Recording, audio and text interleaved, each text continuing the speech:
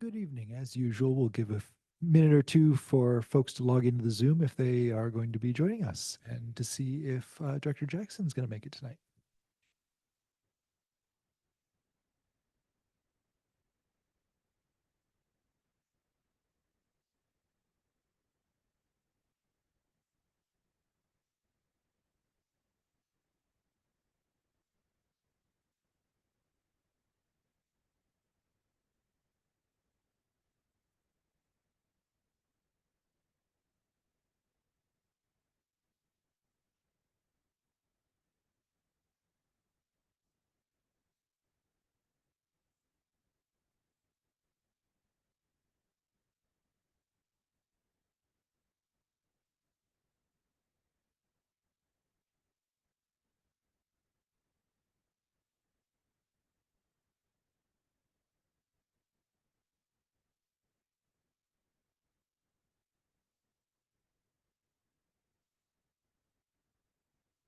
I now call this meeting of the South Liberty School Board to order.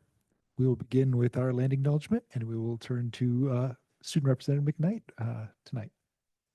Southwest School District would like to begin by recognizing that we gather on the ancestral homelands originally known as Takolshi and Lachute Seed of the Coast Salish peoples on the lower Squamish, Skagit, Tulalip, Swinomish, Snohomish, Stillaguamish, and Suquamish peoples of past and present, who have lived in this basin since time immemorial and have hunted, fished, gathered, and taken care of these lands. We respect their sovereignty and their right to self-determination, and honor their sacred spiritual connection with the land and water. Please join me in expressing our deepest respect and gratitude to the indigenous people of this territory and for their enduring care and protection of the land in which we currently occupy and share through the Treaty of Point Elliott, signed by 82 tribes in Mukilteo on January 22nd, 1988, 1855. Thank you very much, Representative McKnight. This is a business meeting, so as usual, we will have public comment. This will be up to 5 minutes for anyone who'd like to comment. If you are in the room and would like to comment, please talk to Ms. Macaro in the back. If you are online, please enter your name and location in the Q&A function and then start typing your comment. We will hear in person or read online your comment, and then there will generally not be a response. These are opportunities for you to bring concerns to the board, but not to engage in discussion as at our workshops. Are there any objections to approving the agenda and minutes as presented? Hearing none, the agenda and minutes are approved as presented. We'll go directly into our presentations. We have several of them, and this will be the majority of our meeting tonight. We will begin with our superintendent search update and the leadership profile report. I'm going to turn it over to Dr. Moshe first and then over to HYA. Thank you. I'm just going to introduce Chris and Helene, who will speak to the board about what they found out in our community when they asked for input around the superintendent search.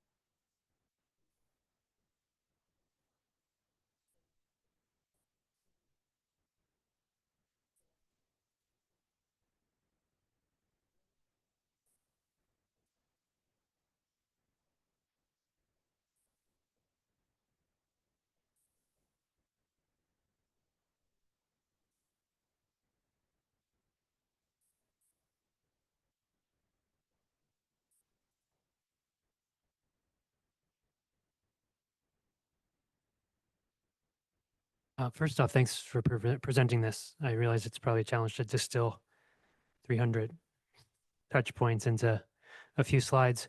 My question is, for boards that you feel are most successful in finding a superintendent that's a great fit for the district, how do they leverage this leadership profile report themselves? I realize you're using it and you're part of the process, but is there stuff that we can do to use it as well?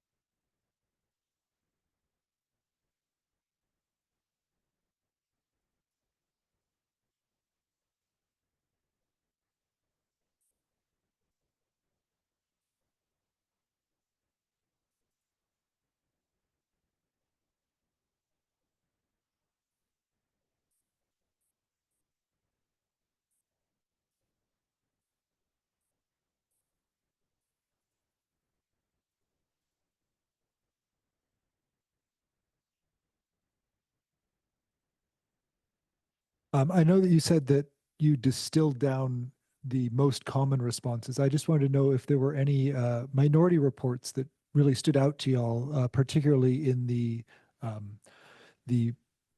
strengths or challenges areas.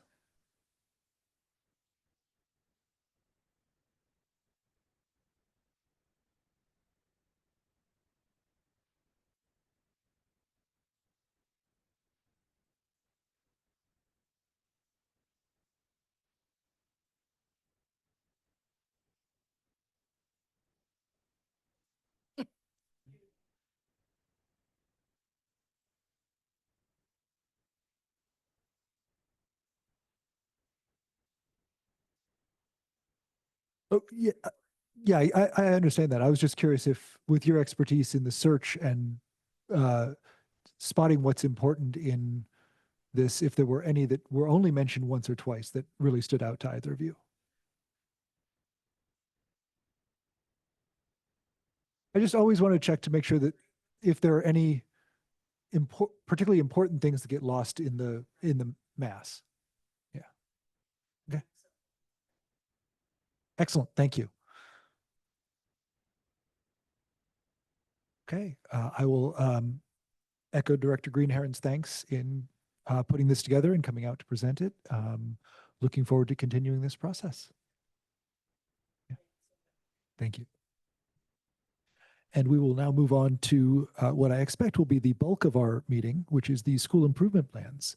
Once more, I'll turn it over to Director Moshe first. Thank you. Christy, if you could, do you have the slide deck or principal sharing it? There we go. Is that you? Okay. All right. So we'll start off here just by setting the stage. The board is well aware that in July, you talked extensively about what you would like to see the district work on for the course of this year. And so you set district objectives, 3 of them, and that turns into a superintendent's action plan, which I will share, which in turn turns into school improvement plans for the district that are will be explained by the principals, of course, but they work with their staff on how that implementation will go. So next slide. Again, we operate with our vision and mission always at the forefront, that we want to be sure our students are lifelong learners, culturally engaged and literate and active in their community. And our students consistently demonstrate that that vision is something that they take hold of. They are certainly very active. Next slide. So here are the 3 district goals that the board set as objectives for us: to deepen our school culture of care and belonging, with particular attention to systems, practices, and staff, intra and interpersonal capacities, to continue to use best practices that nurture and create innovative learning environments supportive of every student's resilience and success in the future they choose. And then mission-aligned use and stewardship of our district's assets, creating conditions just right for the new superintendent's success. So tonight's an example of creating that pathway. So next slide, we turned this into an action plan, which you cannot read here, but you can certainly check online, and it has been sent to board members. But these objectives and key actions, you will see them throughout all of the school improvement plans. So work that we are doing to objective 1 is here, and the next slide is objective 2.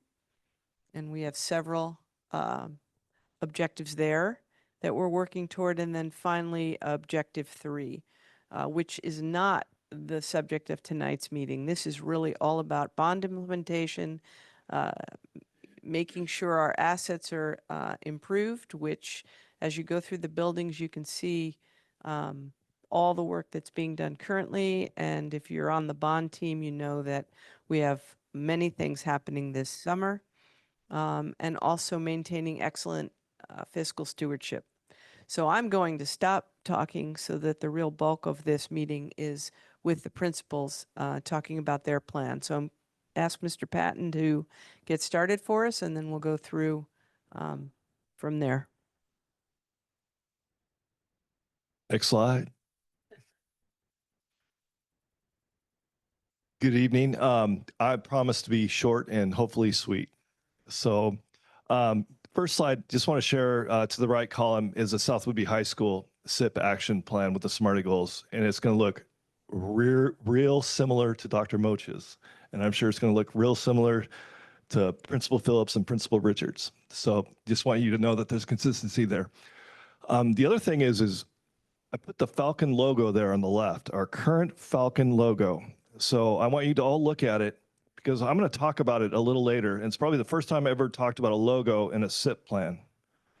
Next slide. So I'm not going to read word for word. You're going to see, if you go past probably my past 2 or 3 years, my SIP, we're doing a lot of the same activities, a lot of the same measures. And those are things that we're consistent with and we're continuing with. Something I want to share, though, is the second piece under activities, the organize, hold monthly culture of care staff meetings to discuss our students and strategies for improvement. And if you go across the way to the measures, identify students who need tier 2 and 3 support during staff and SST meetings. And below, which is really our focus as a staff, is the Dr. Bridget Walker professional development, culture of care, transforming conflict into connection. For example, today we had a staff meeting about culture of care where our staff on a spreadsheet, we identified students that they're concerned with. And we came out at the end of the meeting with 77 students. And our goal is to make sure that, again, I'm stealing this from my colleague, Mrs. Phillips. We did the ABC. Tier 2, tier 3 in academics, behavior, and connection. So any of those 3 categories, if we have staff that have concerns about specific students, let's talk about them. Let's make sure they're getting positive interventions. Let's go next slide, please. If you go down to SST is something really crucial to our school. It's our student support team.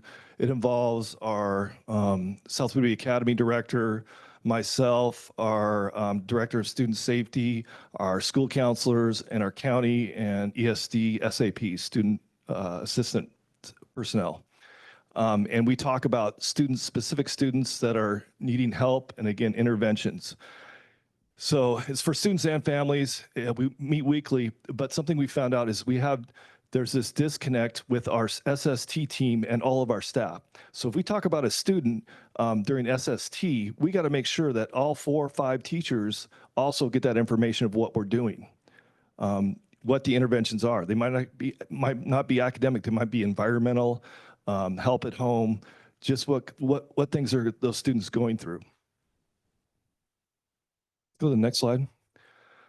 So next couple slides are really about tier 1, tier 2, tier 3 interventions. And these are taken from, again, Dr. Walker, who's working with our staff.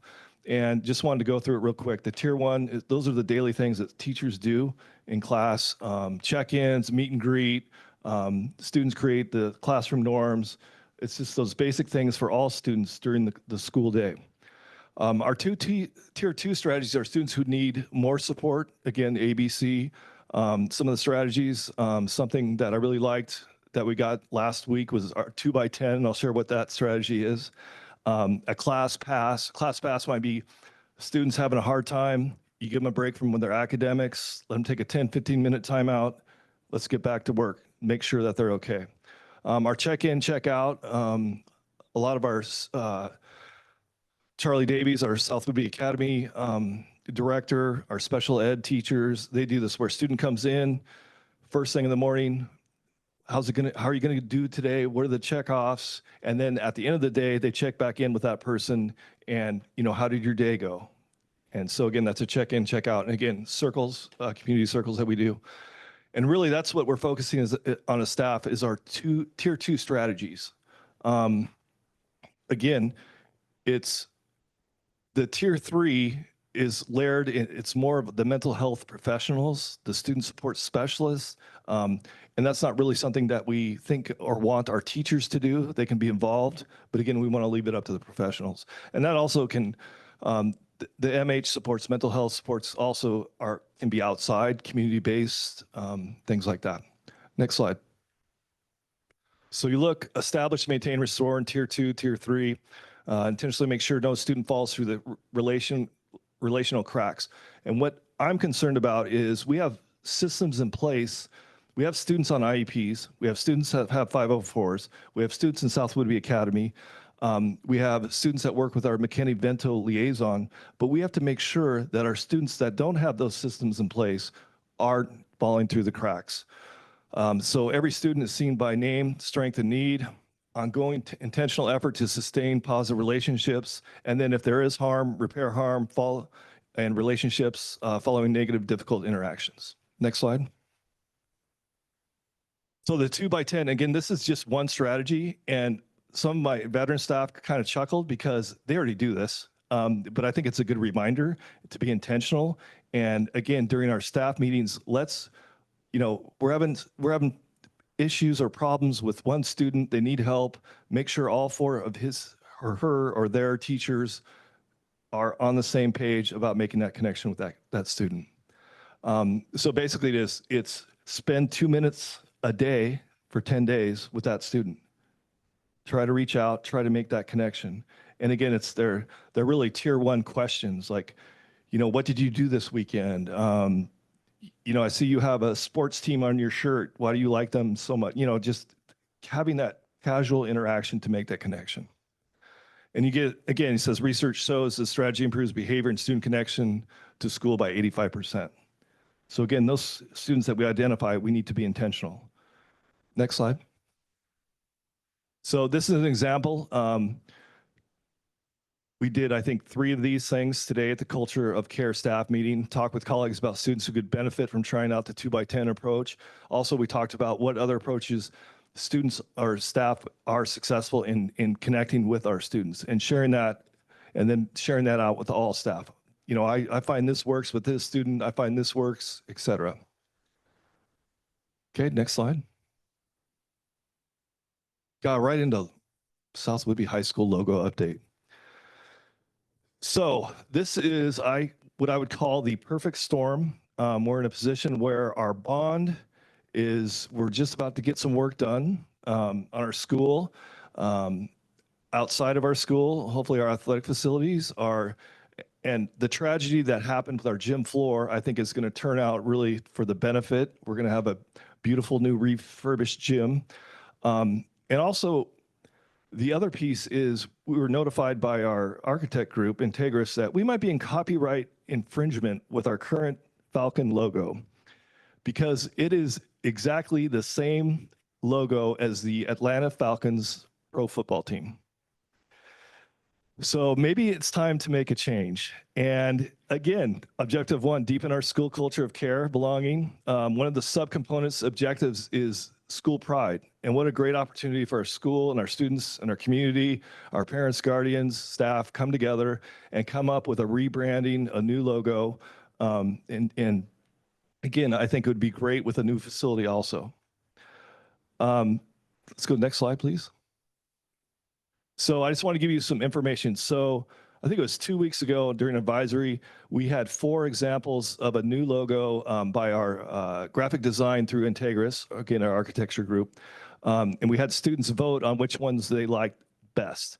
And one came out as a clear front runner, but there was a lot of feedback. I got a lot of feedback from students and staff, which was great, because if we change our logo, we got to do it right.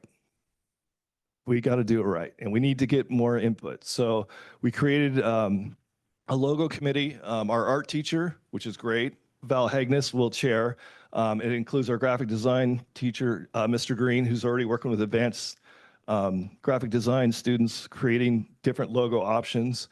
The committee, and we also have, of course, students, coaches, parents, guardians, and staff members. So I think it's a well-rounded committee. And their charge is to come up with 2 different options. So we will have a total of 4 options that we will survey our students. And again, we want to survey students, staff, coaches, parents, guardians, and community members. I want to get as much input as I can. And we're going to have 4 options. 2 options are going to come from our logo committee. One option is going to be our old school Falcon, which was before the current one with the, I didn't bring a picture, but it's the Falcon with the longer, it was used for about 15 years, had the longer wing. And then also the one that won this, the student survey, which was option number 2. And they're going back, and I'm working with the graphic designer to work on some different color schemes. Because again, our primary colors are royal blue, not Columbia blue, not navy blue, not cornflower. It is royal blue and white. And our secondary color, and it's not used a whole lot, is also silver. That's been traditional. Next slide. So this is just our timeline. I won't go through it, but I'd like to come back to you, hopefully with a final choice on November 13th, which, and I will also, I'm going to ask the board, I hope that you also take the survey, please. Okay. Next slide. Okay, so I'm going into academics. And again, we had a really good year for state testing. Our 10th grade, this is from last spring, our 10th grade math scores rose from 38.6% to 47.2%, significant increase. Real happy with that. And our the state average was 39.7%. Our 10th grade SBAC ELA, this is pretty phenomenal. In 23 was 74.3%, and it rose to 87.6% last spring, which is remarkable. Again, and you look at the state average is 50.3%, so we're above and beyond where we should be. Our 11th grade science scores dropped a little bit from 78% to 65.2%. I don't want to let the cat out of the bag, but my theory is juniors are not required to take this test. So if juniors do not take the test, it counts against you. So I'm going to have to, I don't know, bribe them with bagels or donuts or something to show up and take the test. But again, we're way above the state average for science. Graduation rates, usually OSPI releases those by this time of year, but they're still adjusting 4-year and 5-year cohorts, so we don't have the data. But I know that we're going to be, again, above 90%. I can almost guarantee you that. Next slide. Okay, academic growth. Again, this is also, a big piece of this is also going to be our culture of care, our staff meetings. Again, I go back to ABC academic interventions also. That's going to be a big thing. And we'll continue with our UDL professional development. And we've already had PLCs around culturally responsive teaching with how our teachers can teach curriculum and use materials that represent all students. In our measures, again, we'll review state assessments, analyze student test scores. Again, and I will give you, when we do the data summit, test scores based on ethnicity and gender. I believe we did that last year.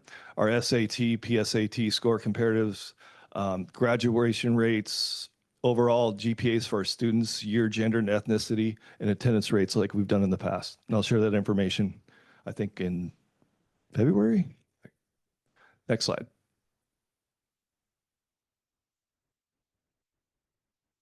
Curriculum review and adoption and implementation of ELA. I would like to thank Mrs. Phillips, because I think our ELA scores went up so high because we adopted great curriculum.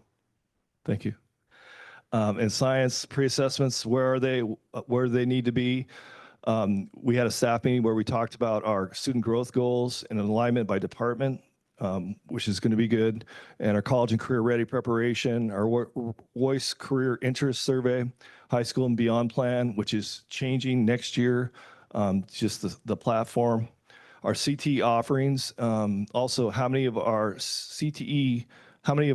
graduates from South Whitby High School use the CTE pathway. That's part of one of the sub objectives that Dr. Mocha shared. And our state guaranteed admissions, this will be the second year of the program. And I don't think I need to go through all the measures. And I guess, any questions?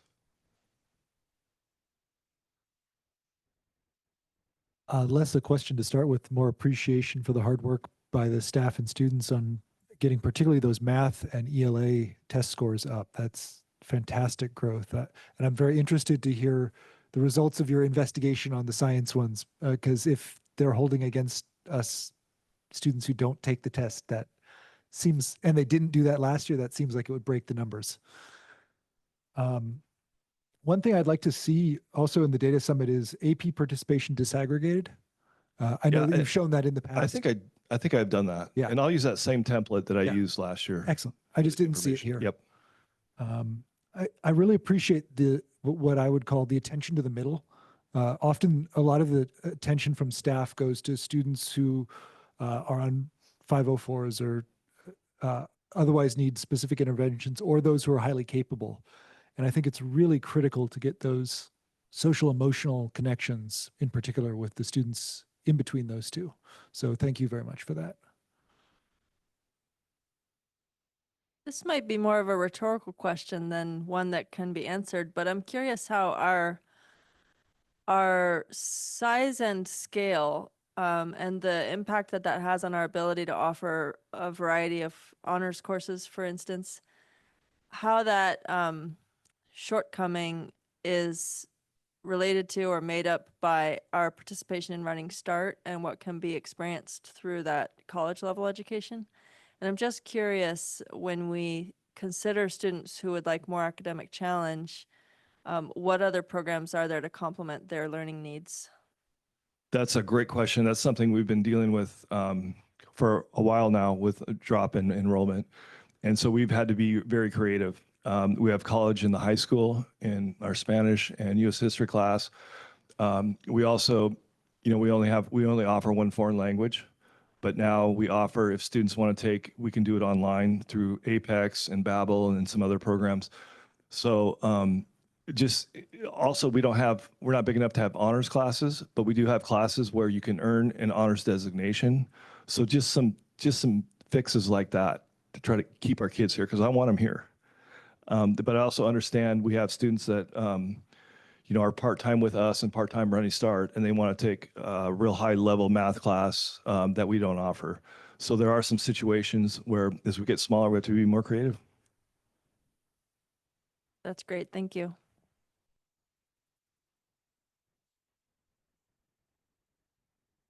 I think a question that I have is we've spent a lot of time the past few years focusing on restorative practices and restorative justice. And so whether here or in the data summit, I would appreciate a snapshot of the impact of those restorative practices, restorative circles, the practice of circles in classrooms, and how that's impacting students on an academic level. Okay. Any input from our student representatives on this? Any questions you'd like to see or comments to make? I do appreciate how how involved students were in the logo process. I know that while there's a lot of mixed feelings about all the logos, there's definitely a conclusion that students were being heard from it, which I feel like is very valuable. Yeah, I appreciate the breadth of reach on that group and where you're looking to get input from. And I will be sure to fill out that survey as soon as possible, because I'm sure I will have strong opinions. Yes, this garnishes strong opinions, and it's actually good. We're not going to get 100% buy-in, but I'm partially joking on that. Yeah. I'm not. I know that it matters a great deal for many Yeah. people in the community and in the schools. So And we do have a bit of a deadline because we have a gym floor to be painted, but we can't rush it. If it doesn't feel right, if it's not right, we got to take our time. I would say it's also wonderful to move away from anything like copyright infringement. So that too provides some pressure. Thank you. I mean, that logo has been in place since we were in school. So But now in this moment, as Yeah. we're revitalizing our facilities, it's good to move into something that's in better integrity with the world. yes, very much. Okay. Thank you. I'm going to give just a little snapshot overview of iReady as of now for well, first through eighth grade. We use iReady diagnostic tools for reading and math. So this is, as you can see on the bottom, the 2.5 campuses spread apart. This is readings beginning of the year snapshot for where our students are as they started in the first month or so of school. So this is reading diagnostic step one. So looking at a tier one, it's showing that, you know, the year before those students are getting the skills and knowledge to be ready to enter whatever grade level they've just begun.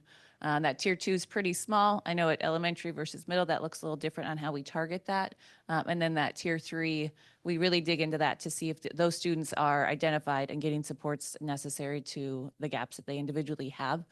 So that gives you that overview at the end of last year. And what we'll do this year as well is we'll compare the beginning of the year to the end of the year, both at building levels, but also as a K-8 approach. So that is readings baseline for us. Next slide.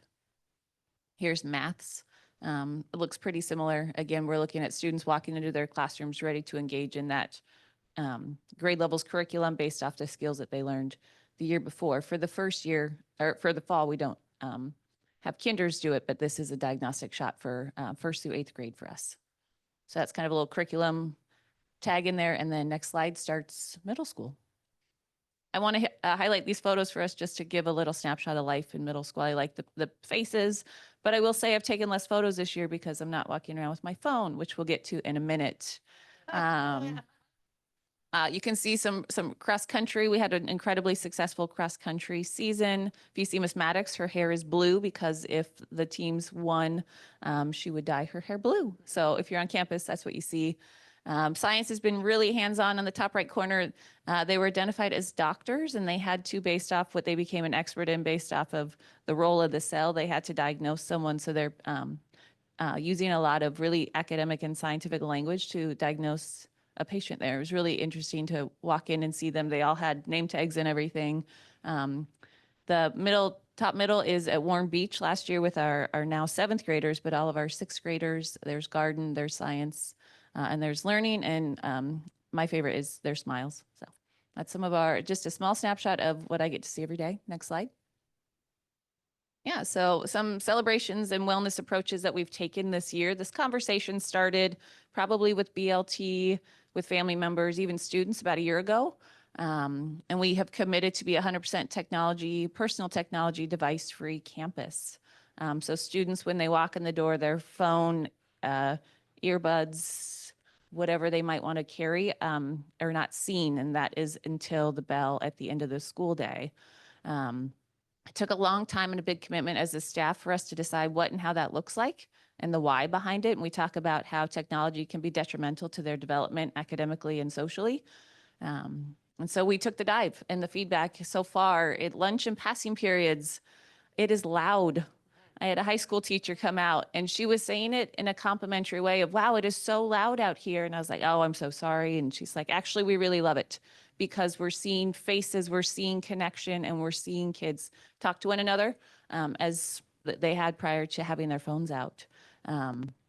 We started with a lot of guided social opportunities. So at lunch tables, we put out questions and things that they could talk to classmates or friends or new friends about so that it wasn't just this blind staring at each other. And then we've weaned off of that, and now we're seeing just pretty natural flow of conversation like we all have had to learn. The faces up, we're seeing just faces, eyes, and connection. Inside classrooms, we've had less zero student teacher interaction regarding technology or requests to put that away. So no pauses in instruction, no conversation or side conversation about the distraction of a technology device. We're seeing a lot more positive peer-to-peer and student-to-peer interaction and collaboration with engagement, which is, it's really hard to compete against TikTok because we are not able to dance and sing like TikTok allows us to do. So we aren't having to do quite as much of that. Feedback from families, staff, and even students have been overwhelmingly positive. A lot of thank you, gratitude for allowing our students to still engage in their childhoods and not feel the pressure to constantly be in the know about what's going on social media or through the phone or through devices, or to feel the need to get out of class to engage in that. And that's coming from staff, families, but also students who feel like the pressure has been taken away because nobody gets to engage in that. So that's been a really huge shift for us, where we're really focusing on the wellness of our students and allowing them to experience developmentally appropriate middle school. Some other things, we have the addition of our Director of Student Safety, Mr. Sommer, to help support some wellness, restorative practices, and safety on campus. Our electives are also with focus on wellness, academic supports, intervention, enrichment, and exploration. We're really trying to target exploring pathways for students to get excited or think about what that can look like for middle school and how that might support them in high school.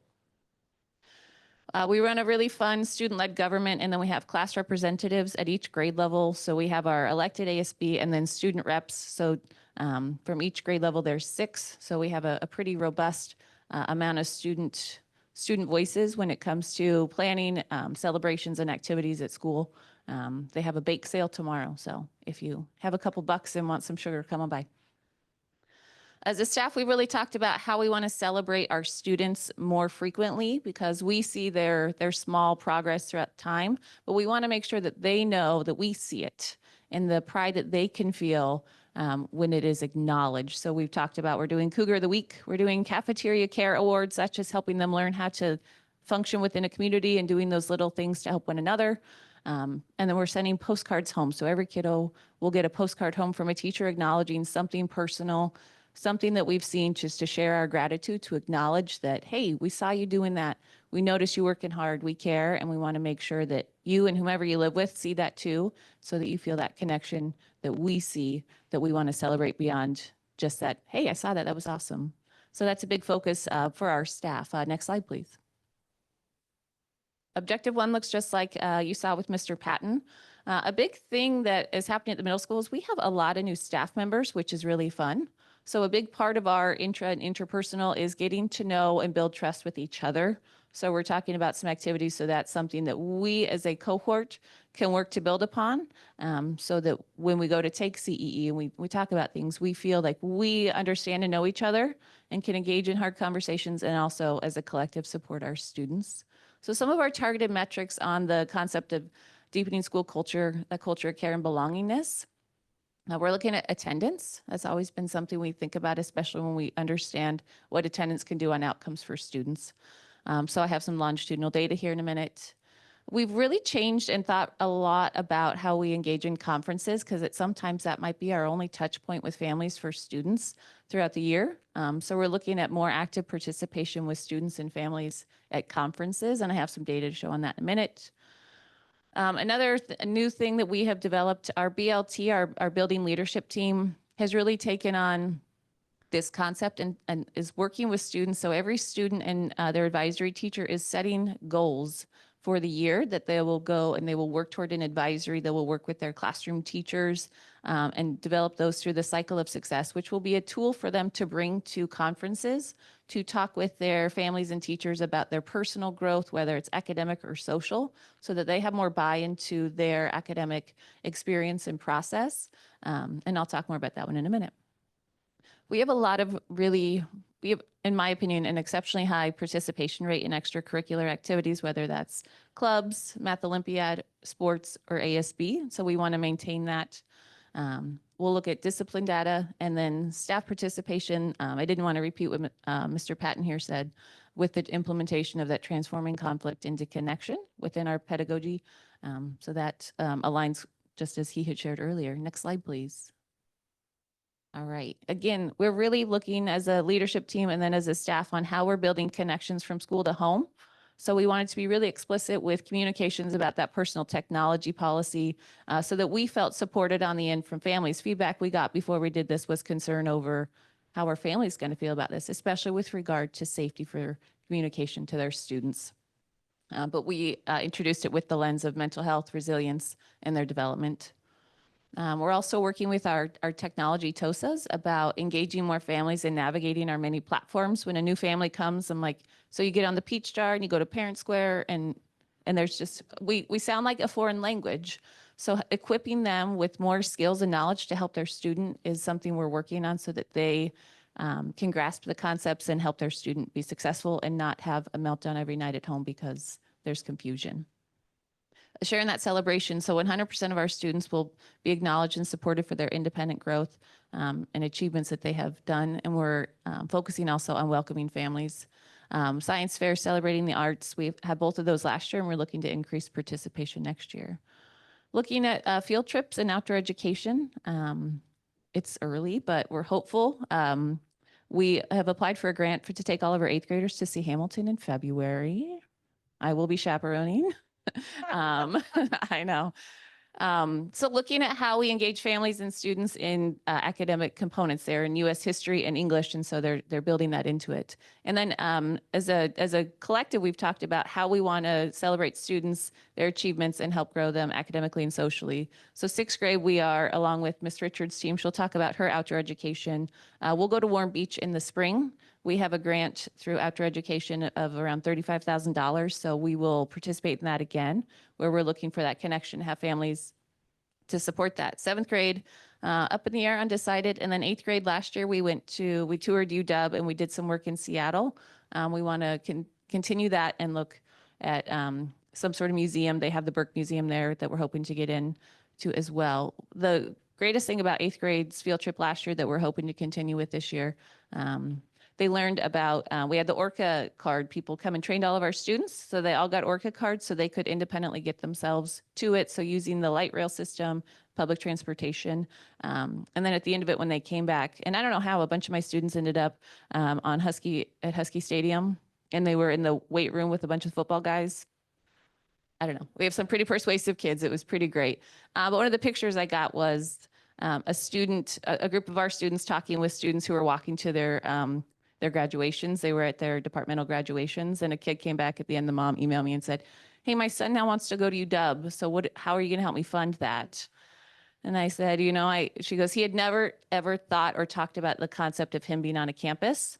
And she's like, I don't know if UW's it, but it's opened up a new conversation for him to see himself as one of our vision and mission statements to get kids to go off and be citizens of this world and think that way. So that's our goal with that 8th grade connection to college campus, the city, public transportation.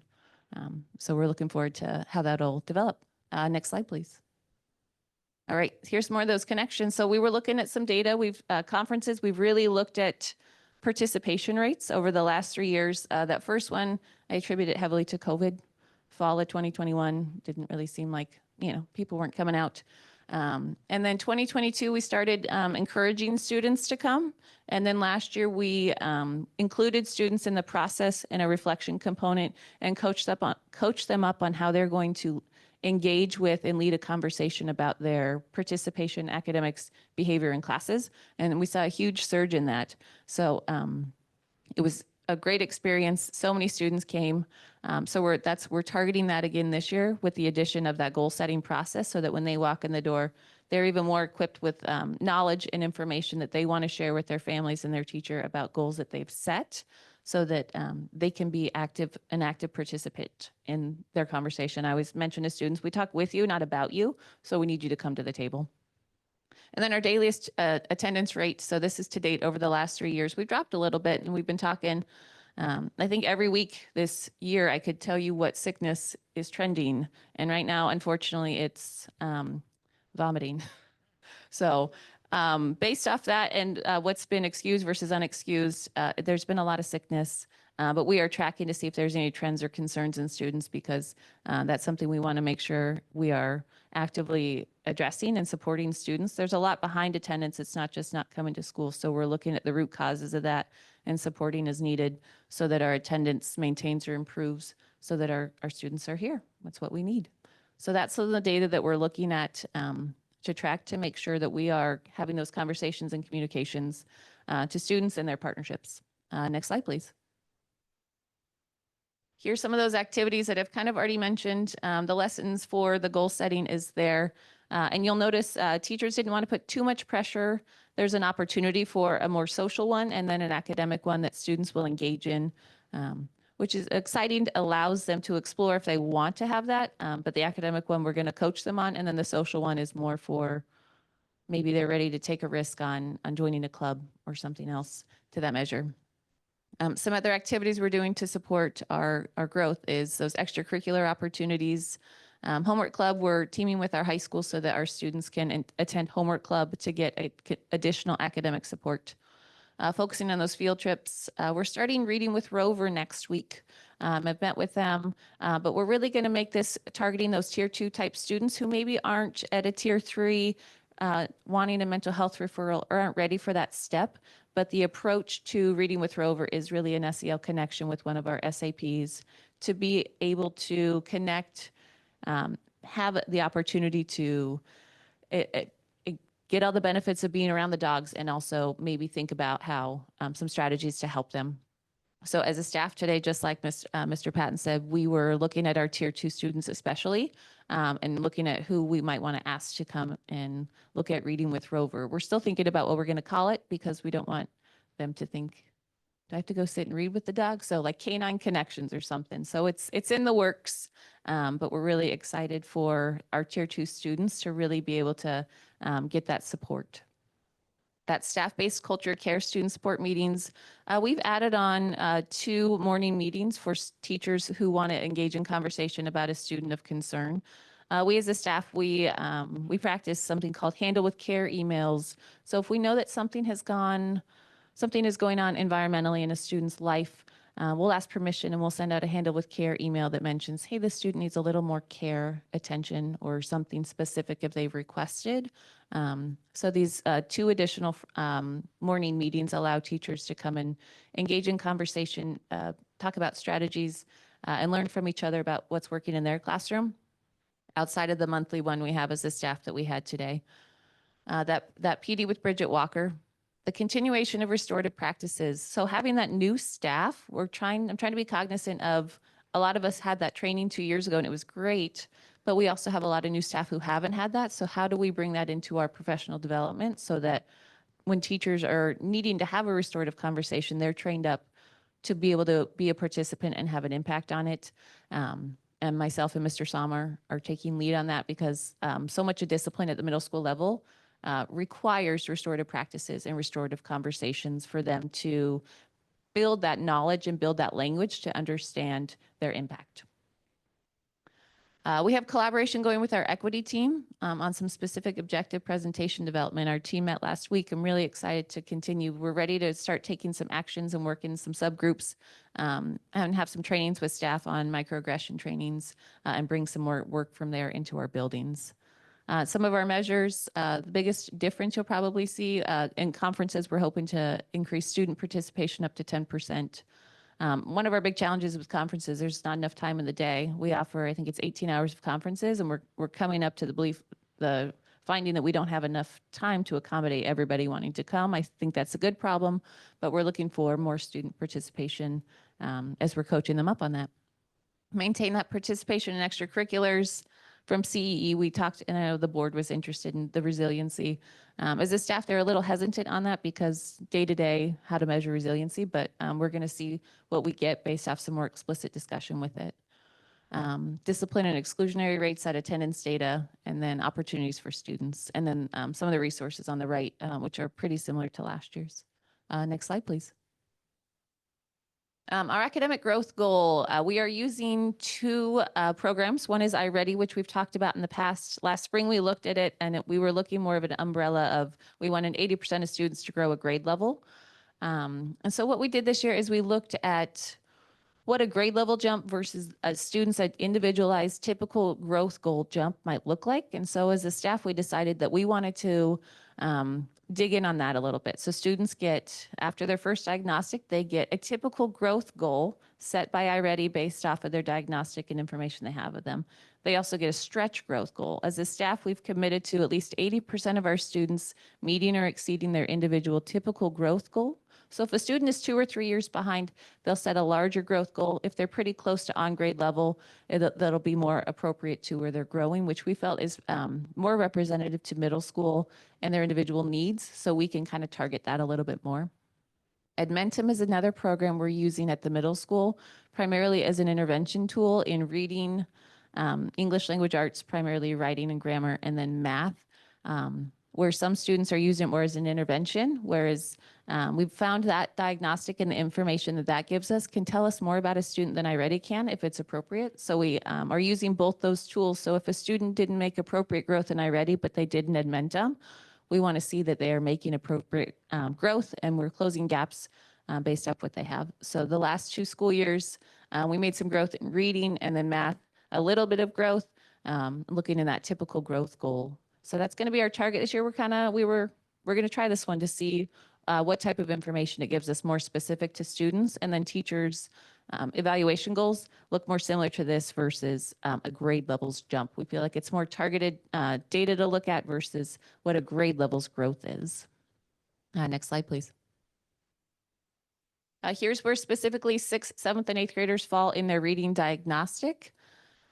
This looks pretty accurate for what we see most years. The vocabulary has grown a little bit. Membeam is being utilized at the middle school level on up, and it's more normalized, so students have seen it now. Literature is about the same. Informational text is a little higher than it was last year at this time, is commonly an area of challenge for students. So our social studies and our science teachers tend to focus in on that area to support students reading. Next slide, please. Here's our math diagnosis for 6th, 7th, and 8th. This looks very closely to what last year's looked like. And then we look down at the domains and teachers look at that and how that fits within their scope and sequence. And at times we'll see in the second diagnostic, we'll see a drop in specifically the algebraic thinking, because that'll be more second semester work. But we anticipate that knowing the scope and sequence of our curriculum. And we just make sure that by the third diagnostic that has there been progress to it to make sure that all those essential standards were hit when they were teaching throughout the school year. Next slide, please. Here's some of those activities that we are doing, some big changes, and you could read that more than, I don't need to read every one to you. Some of those intervention classes and the electives that students have, so we can hit some of those essential standards like financial fitness, and then some study skills classes. We're working with our volunteer coordinator, Susie. Ms. Richards will talk about that a little bit more and how we're trying to bring in more community connections to help support our students, especially Wednesdays. I know it's a challenge for families to have their kids be somewhere safe on a Wednesday when they're out at 1:30 in the afternoon. So we're working with that.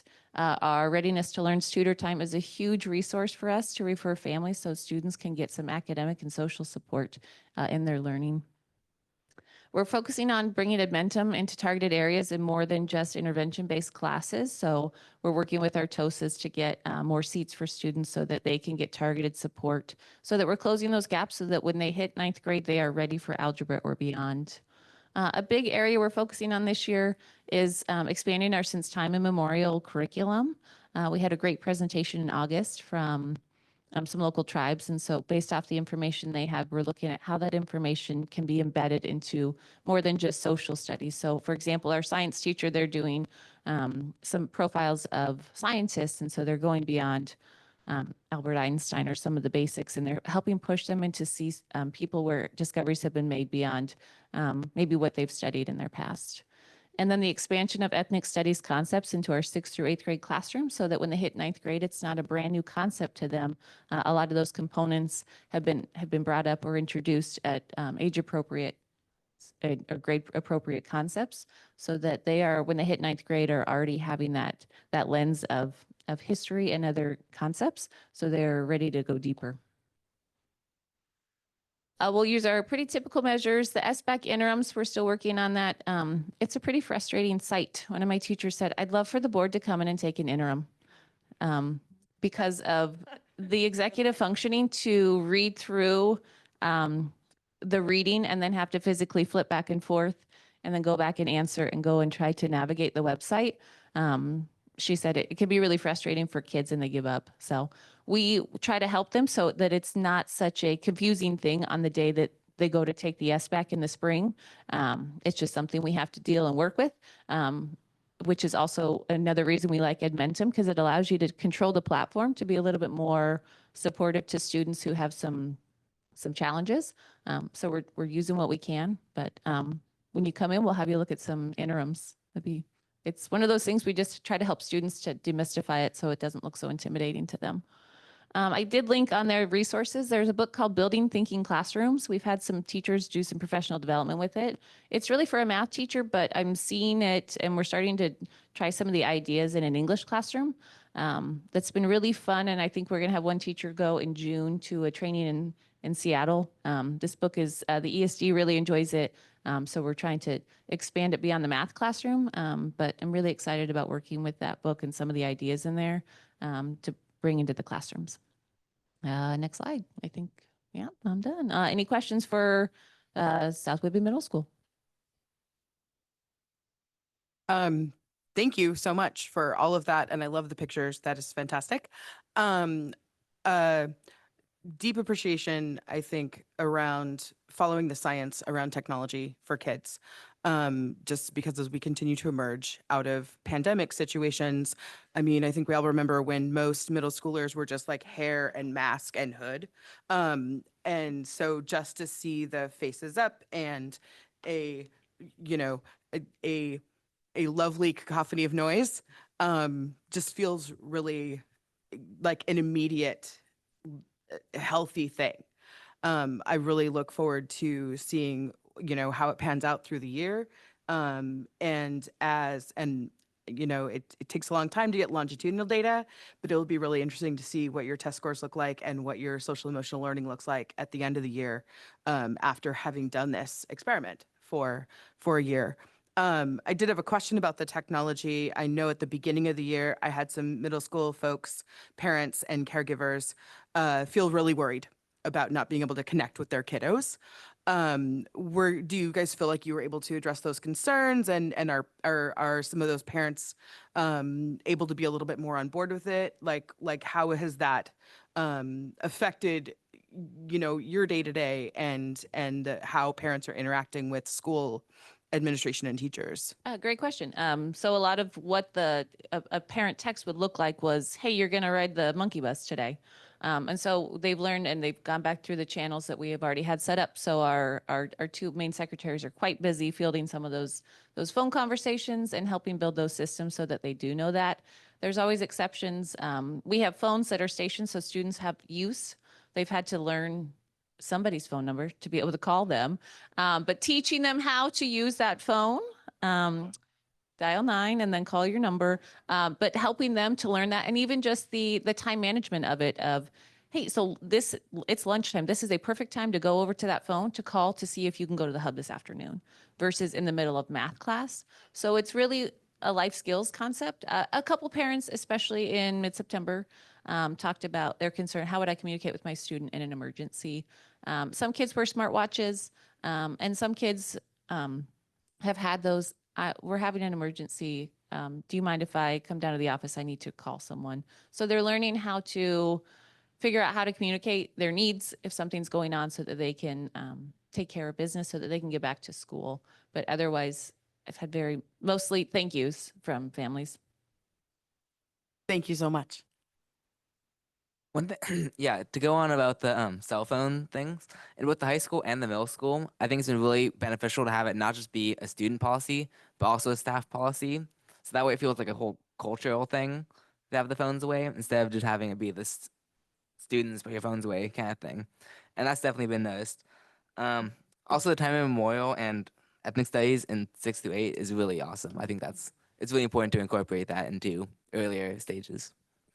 Yeah, Carter, I'll agree with you. I relied on my phone to communicate with Mrs. Eaton or other people, so we've gone back to our fidelity to walkie-talkies for communications. So it's we talked about that as a staff. Like, I need to model that, so I need to make sure that all of us do. So it's been a culture shift for all of us, and I appreciate you acknowledging it. I really love the postcards home. I think that that is such an amazing way to acknowledge victories for the students during the day, and a huge thank you to the staff who are putting in what I know is going to be a ton of time to put those together. So great idea, and thank you so much to the staff for being willing to put in the time to execute it. I love the connection to the UW in 8th grade to set them up for high school, to see, as you demonstrated or as you described, opening up ideas of the future for some students.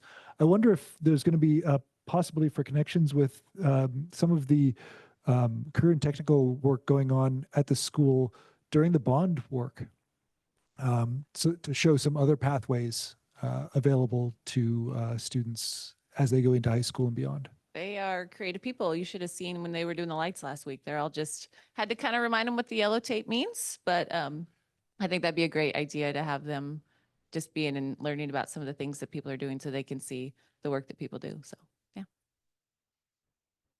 Okay. Again, thank you very much. Thank you. Ms. Richards and Ms. Coda. Thank you very much. Good evening, everybody. So nice to be here and share information with you tonight. I'm really excited to have Kristen Coda with me this evening, who is currently one of our 2nd grade teachers, but she's also in the middle of her administrative internship. And so she is going to be co-presenting with me this evening as one of her assignments in her program. I'm really excited to have her be here with me. So just want to start out. We've got a few pictures here from our Camp Kirby as this was on their way home. They were a little wiped out. We've had our firefighters, local firefighters in over the last 2 weeks doing fire safety presentations. I'll talk a little more about our STEM Lighthouse program. And the kids in the forest, we had a program 2 weeks ago with Woodby Camino Land Trust. The entire 5th grade went out to their Trillium property and did 5 different learning rotations out in the forest, and that was super cool. Next slide, please. Want to talk about a few of our celebrations. We continue to have the wonderful benefit of Melissa Field working with us, primarily K-8 as a volunteer coordinator. That all comes from community-based funding. That's going to be kind of a theme you're going to see of my presentation tonight, is connection with our community and the value of that on so many levels for our students and schools and families.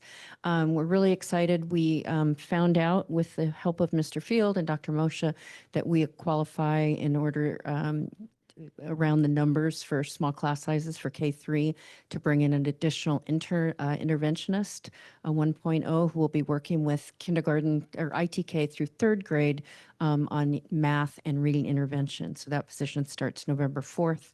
Really excited about that.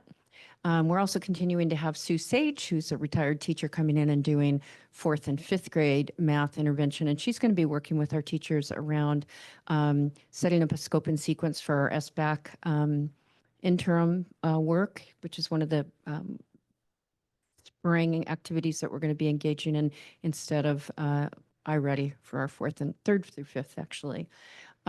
Continuation of our inclusionary transitional kindergarten program, which has been incredible. We've got now 3-year-olds and 4-year-olds running around North Campus here, and it's really been a joy to see that program flourish like it has.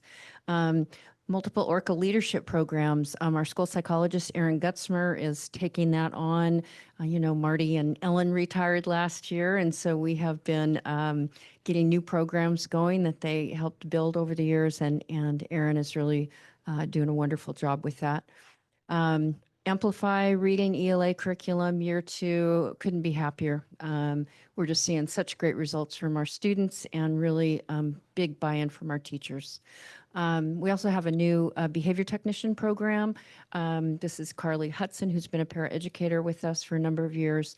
And that work has been so critical to us as she's working with students who have behavioral challenges and supporting supporting their needs.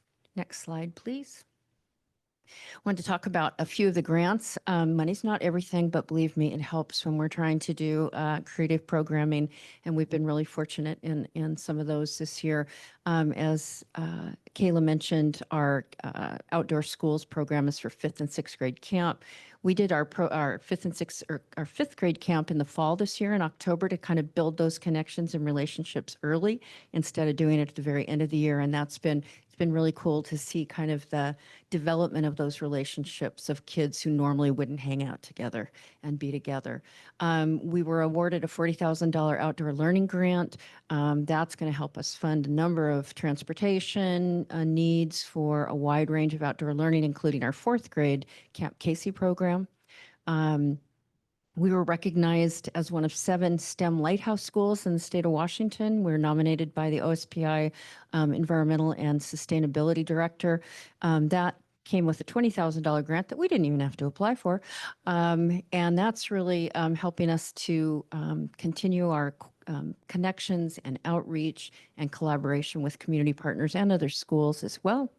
The community partner piece has just been so huge for us. Today, as a matter of fact, we had, let's see if I can get this, the Networked Ocean Observing Systems, or NANOOS, out of the University of Washington come in. They've got all kinds of curriculum they've developed around kids working with their data collection buoys all across Puget Sound. Our Camino Woodby Land Trust connections, Island County Historical Museum, speaking of the time immemorial curriculum, they've developed a series of education boxes that they're sending out to schools, all based on the time immemorial curriculum, tied into Island County history. So just so many opportunities, such a desire from our community partners to connect. And, you know, sometimes I think these programs are looked at as kind of extras, like away from our core mission of academics.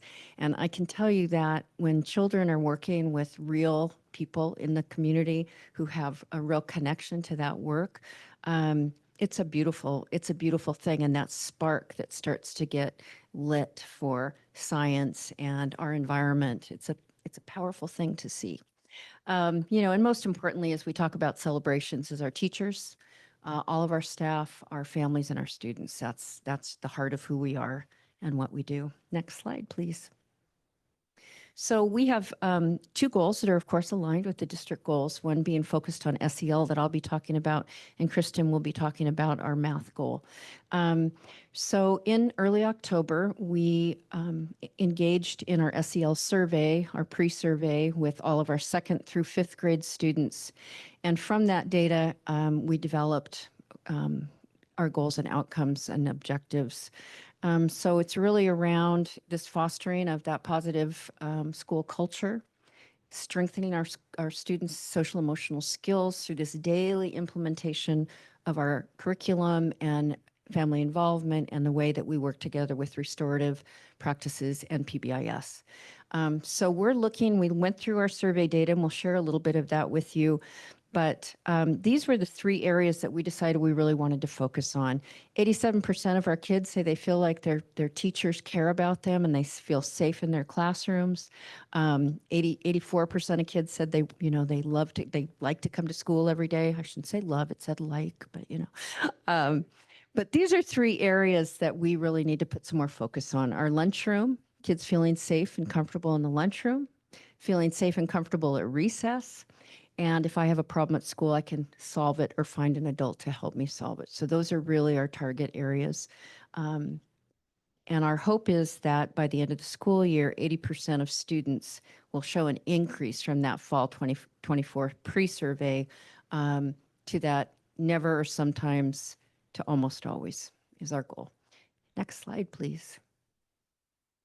So what are some of the action steps in our timeline for engaging in that work? You know, we've said it before and we'll say it again. 100% of our teachers are engaging in our caring school communities, daily meetings, morning meetings in the classrooms that really help that sense of connection and belonging. Parent connection around that. So parents know, what are we talking about in terms of social emotional learning? How does that connection happen at home? Next slide, please. Again, consistent engagement and restorative and PBIS practices. We continue to support our teachers and our support staff in that constant implementation. Every day, if there's problems at recess, they come in and we sit down and we do restorative work together. It's just become so much a part of our culture. It's just what we do. Our buddy mentors and our Falcon buddies will be starting in the next couple of weeks. The high school students coming down. Every teacher in our school now has a buddy classroom, another class that's at least 2 grades difference. And that's a very sweet thing to see happen, and that sense of a responsibility that our older children have when they're working with the younger children. We really want to do some more parent education and connection this year, doing some more workshops at our next Friday. Coffee with the Principal, Erin Gutzmer will be in talking about our SEL programs and how parents can connect with that. And again, really working on how do we do more implementation of that PBIS and restorative practice in the lunchroom and at recess. We've got it down in the classroom and in some of those other areas, but it's those kind of more problem areas. Ongoing professional development. So again, talking about Dr. Walker, who's been working with us, that's been really powerful for our staff. We've met with her a few times via Zoom as well, helping us with a new check-in, check-out system. This coming weekend, this is another great collaboration. The WICA team has put together a Arts Impact Washington workshop for our teachers. It's focused on SEL lessons around the arts, which we're really excited about. We've got about 15 teachers signed up for that. Doing that right response training where our teachers and support staff can become trained in how to work with kids who have those bigger escalations, and just a really good refresher on all those strategies for working with children. And then our PLCs are always a powerful way for us to come together. Next slide, please.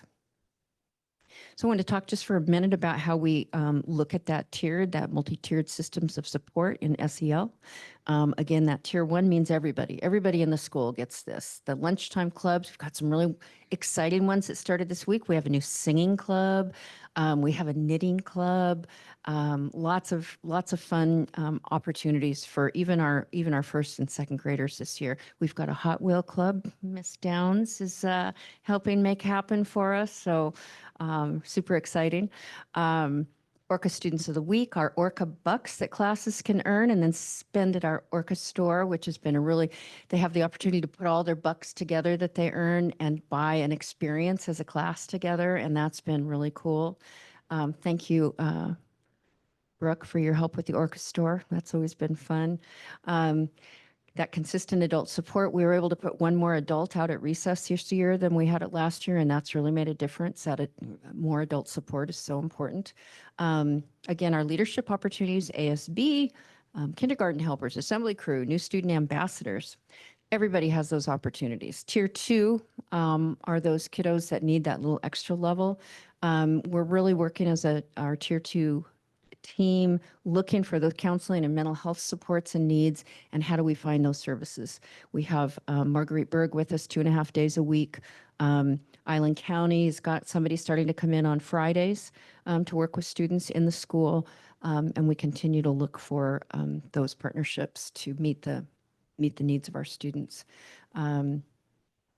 And then that shared responsibility for student support social groups and check-in, check-out. We've got a range of different friendship groups and different groups that teachers have identified through lagging skills around certain elements of their SEL work. Next slide, please. Again, continuing the Tier 2, that social groups, and then Tier 3, our behavior specialist, Carly Hudson, is really making a difference, providing that intensive Tier 3 behavior support. And then our special education staff is providing a lot of support and collaboration with our general ed teachers to make sure that those Tier 3 students are being served in all environments. And again, our counseling and mental health supports with in-school and collaboration with our community providers. Next slide, please. These are words that the kids wrote out. They actually were statements that from their survey, their SEL survey. So it's kind of fun to put those together. If the board wants to look at the full survey results, are available at this link. We're just going to look at a couple of those. Next slide, please. Again, this is our I Feel Safe at School. We've done some comparison between our fall 24-25 and our fall 2023-24. We can see that we're seeing some good growth already from 54% to 65% on I Feel Safe at School. Next slide, please. Again, these are our focus areas, our cafeteria. You can see again that comparison between fall 24 and fall of 23. We went actually down a little bit in our lunchroom. So that's, again, our focus. And the recess. We went up a little bit, but we still need to focus on helping kids to feel a little better about those areas. Next slide, please. This is another focus area. We can see that, and this goes back to what the high school and middle school were talking about as well. Who is that? Who are those adults? Who are the helpers in the school that can be there for you? Next slide, please. Okay, I'm going to turn it over to Kristen at this point. Hi, thank you for having me. So this is pretty similar to what you saw earlier in Kayla's presentation, but just kind of a more close-up view for South Whidbey Elementary. So this is our beginning of the year view. As you can see, we have a lot of tier 1, 75% of our students are ready to learn, and this is for math. So that means that they're proficient in the previous grade levels standards areas. And so that's something we're celebrating right there. Now, we'll move into the next slide, which will show, actually, can you move to the next slide? So I always like to kind of preface it that, you look at that number and then you see this number where we have, so much yellow and less green and a lot of red.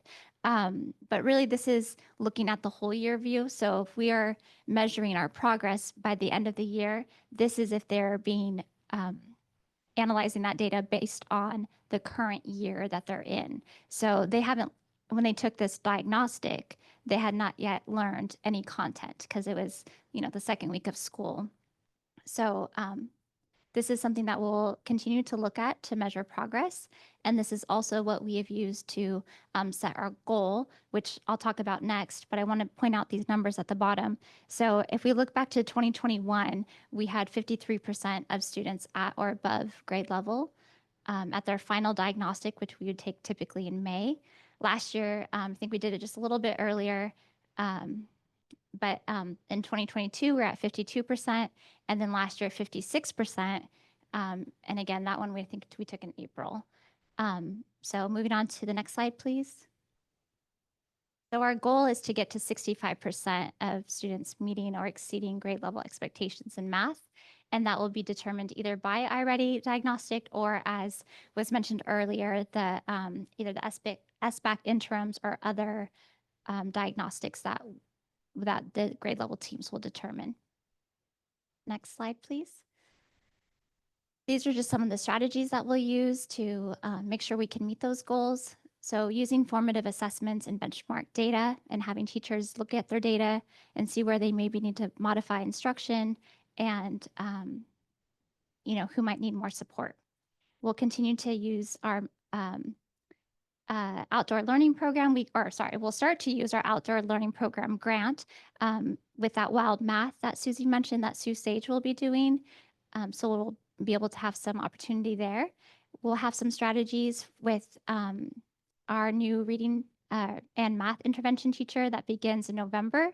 So she'll be pulling them out for small group intervention across mostly kindergarten, first, second, and third. And then the Edmentum platform, which Kayla mentioned they're using at their school as well, is a tier 3 math intervention that we began using and will continue to use to support those students that need it most. And then we continue to have our data team conversations where student data is looked at with teachers to support them and find out, do we need to offer more support or do we need to look at this data a little more closely? And then we have, again, an ongoing project with SBAC interims and how to make that successful for teachers and the students to feel successful and adequately prepared for the SBAC assessment, and also have it feel meaningful to the students as they're taking it without being over tested and then having to do iReady just a few weeks later. Next slide, please. So we're focusing on real world problems and focusing in areas like fractions and decimals specifically, and then incorporating daily word problems, and just really wanting to increase engagement and get students kind of thinking outside the box, not just kind of looking on paper and doing skills, but what does this problem really mean and how can I find ways to solve it? We'll be using small group instruction, and those will be with the interventionist and then also in the classroom as well. And then you can see that we continue to incorporate the UDL strategies that we've learned over the past few years in our professional development, and we continue to use that in math. One of the other things that we'll be working on is engaging families in how they can support their student at home. And this is kind of similar to that home support that we're doing for that SEL curriculum. We'll be hosting a math workshop for parents to help them support their children with their math. And then math practice pages will be going home with some tips for parents. We don't want this turned into a crying event, like here's how you can help your child get through their math at home. And also we do want that to be engaging and fun and not something that is stressful. Susie will be hosting a coffee with the principal that will have our math interventionist presenting, and that will be recorded and made available to all families.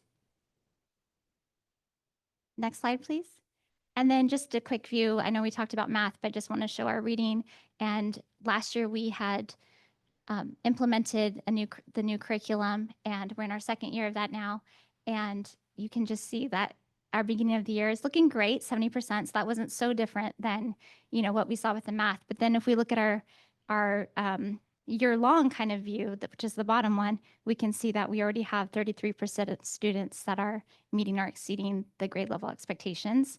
And I think that's just a testament to the hard work that we put in last year with reading being a focus and a goal. That's all I have. Thank you.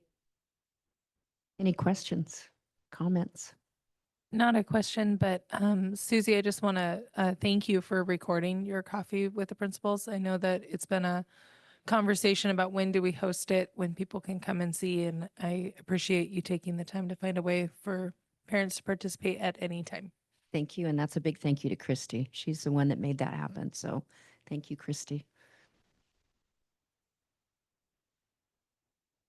Congratulations on your outdoor education funding. I'm so glad to see that that's continuing to move forward, and that the elementary school is being recognized as a STEM school that's, building those bridges to middle school and high school and into our island and globally. So thank you for that. Thank you for all that work. Thank you. Even the one you didn't earn, you still earned it, right? Thank you. I think I said this last year, but it's just so cool how clubs are formed in elementary school, just like they are in high school. Like when I was down there last year, students would just go up and fill out the form and turn it in, just like how they do in high school. And I think that's really cool. I also think the elementary school Hot Wheels Club has to do a little competition with the high school Hot Wheels Club. Yeah, let's do it. Bring it on. As long as no pink slips are involved. As long as no pink slips are involved. They lose their cars. Oh, I love it. I wanted to reflect that it's nice to hear how parents are being supported to engage with the math learning at home. I remember when I was parenting school-age children, I was really surprised by how different the math approach was. And I thought, I consider myself competent and educated, and yet I can't help my fourth grader with their arithmetic, and it was kind of baffling. Yep. So I'm just interested in hearing, how much you understand about what parents' familiarity with these tools and methods are, and how much the bridging between generational approaches is possible or supported by the tips that you'll send home. So I'm just grateful that you're thinking about ways to support parents or families with that work. Absolutely. I think we've all been there as parents over the years trying to help with math. So thank you. I want to join in on that with also the approach to introducing families to the SEL curriculum, because that's a new thing since most of us were in school. Right. So that's a really good addition to that as well to help us, I'll include myself since I get Right. those sent home as well, in what's going on in our children's classrooms. I love that buddy classrooms are back. That I know that's such a fun program for both the young students and the older ones. Your note about the extra help at recess just reinforces the importance of paraeducators and how critical it is to have the levy money that we do in order to have the supports as broadly throughout our campuses as we do. Right. What does the state provide like for us, like 4 paraeducators or something that 1.5. 1.5? Yeah. So levy is critical. Yeah, Yeah, it's thank you. a fraction of the 20 some odd or 30 some odd that we Right. have. Yeah. I want to congratulate you on the bold goal of going from 56 to 65. I think that that's going to be awesome, and I have every expectation that it can be met. But I noted that as a particularly bold goal. Yep. Thank you. Thank you very much. And So before we stop, I would just like to not only thank the principals for all the work they've done, but hopefully the board sees their goals in action, how they're taken by the principals right down to the classroom level.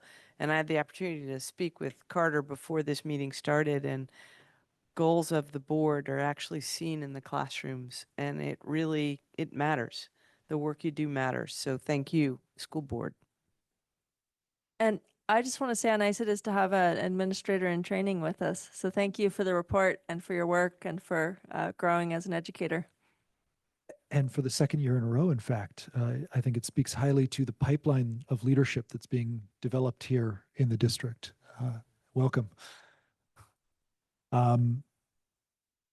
Yeah, I would like to also, in response to your call out to the board or call into the board, seeing the direct translation from board goals to school improvement plans to in classrooms is it makes me feel like what we're doing matters. And I think that that's really important, matters to the students and to their experience. And so I think that that's really powerful for board members. So thank you for everyone doing the hard work to translate those into the classrooms.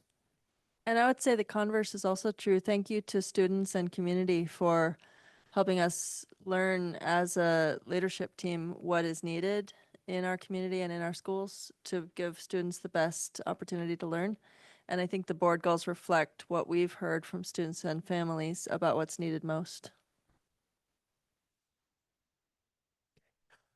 Thank you very much. We'll move on to the next item on our agenda, which is student board member report. So to start off in the high school, we had Pink Night. Our volleyball team played in support of breast cancer awareness and raised money for community members affected by breast cancer. And whoever was in the crowd, best dressed in pink, $100 prize. So there's a lot of definitely pride in the crowd with a lot of pink outfits. The past week, there have been Colombian exchange students among classes. Exchange students sat in on Spanish classes, letting students practice their Spanish skills, and exchange students practice their English skills. And at the end of the week, they hosted an assembly where they presented a few traditional Colombian dances, including cumbia and salsa. And then a couple of weeks ago, our football team played in Coupeville at the bucket game, and we won. I think it's the 6th or 7th year in a row. That's a lot of school pride. And then also we've had soccer and volleyball senior nights last week. Moving on to the middle school, anti-bullying month is this month, October. And for Unity Day, the middle school ASB has pledged, they created a pledge and challenged peers to sign that pledge to stand up to bullying. Students are working on an assembly, and it'll be the first serious assembly, which will be in October. Cougar of the Week Awards, honoring students in their individual progress and highlighting progress and success. It's being done via Intercom every Friday, an advisory to honor many students. Along with that, there's the Cafeteria Awards, kind of echoing what Ms. Phillips said. But the Cafeteria Awards, that middle school is highlighting these awards by focusing on a safe and positive community during lunch. Rewarding with ice cream cones, too. The middle school XC championships took place by middle school cross country championships took place, hosted by us too. Both boys and girls took first place, which led to Patty Maddox dyeing her hair blue. Volleyball, yeah, wait, I thought I was like, yeah, basically the fall sports are wrapping up, and winter one is starting soon. And then over at the elementary school, so OSPI named Southwood be a STEM Lighthouse School for the Farm, Forest, and Sea programs, which are STEM learning through environmental education focus. PTA has been working to have Taproot Theater perform Rocks, which focuses on bullying and welcoming and celebrating differences. Fifth graders went to Camp Kirby earlier this year. And then Coffee with the Principal was on October 18th. Recently, firefighters have come in for fire safety, and they spent a week at the elementary school. Southwood B Elementary School PTA hosted Boo Bingo on October 18th. And then tomorrow, there's a fall costume parade at 2:20.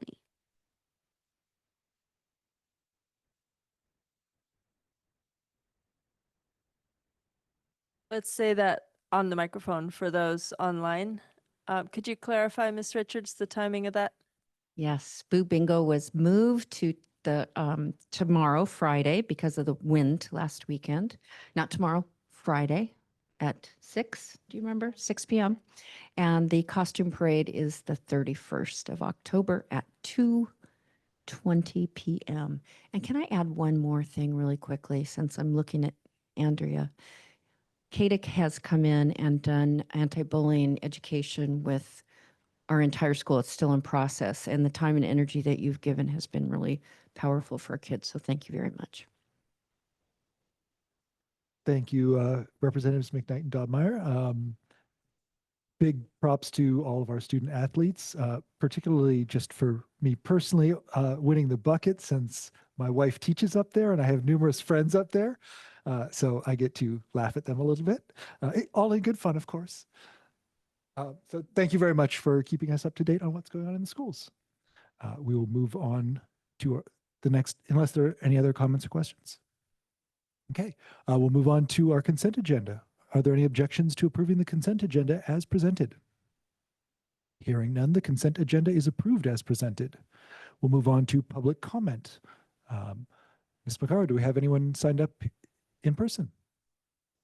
I don't see anything online. I'll give folks just a minute. If you would like to make public comment and you're on the Zoom right now, please just enter your name and location in the Q&A function. We'll give you just a minute or two to do that.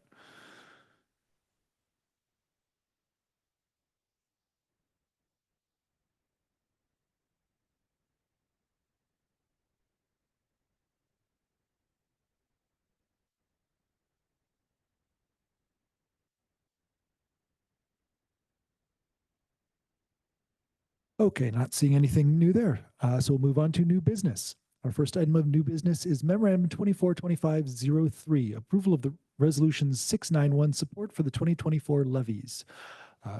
As we discussed at our workshop last 2 weeks ago, this is just ensuring that everyone knows that the school board is indeed in favor of these things that we voted to put in front of the community.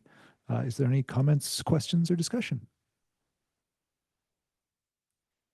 I wonder if it would be appropriate, if we pass this tonight, would it be appropriate for a member of the board to, for instance, write a letter to the editor of a local paper indicating the board's position on this question? I'm just curious around the guidelines around how we can leverage a yes vote on this in our community in these last days before the election. I would suggest if you did that, that you either delegate it to the superintendent to write, or you sign it by saying that exactly what the resolution says, which is the board expresses support for the ballot measure approved by resolutions 686 and 687, and how critical they are. Or you write it as an individual person. Understood. Thank you. Theoretically, it could be something delegated, but it generally, official communications from the board, it's best to get approved by the board, so it would take a little extra time. All right. I can write as an individual, so that helps me get that clarity. Thank you.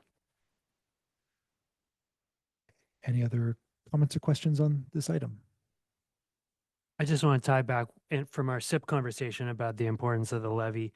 It was already mentioned how the prototypical school model doesn't cover nearly enough paraeducators, and that's just the tip of the iceberg for the things that you would think that the state covers, but are actually covered by the levy, things that are totally critical to the functioning of a district. So this levy isn't just nice to have; it's really a critical piece of our funding. Just to add on to that, there are districts around us, all you have to do is look in the paper, who've had double levy failures, and you can see as a result of that where those districts are now. We've been able to be a fiscally prudent district because our community supports our district. Without that critical support, you are reducing a budget that's over $20 million by $4 million if those levies don't pass. So imagine if we had to cut $4 million out of this budget, what we would look like.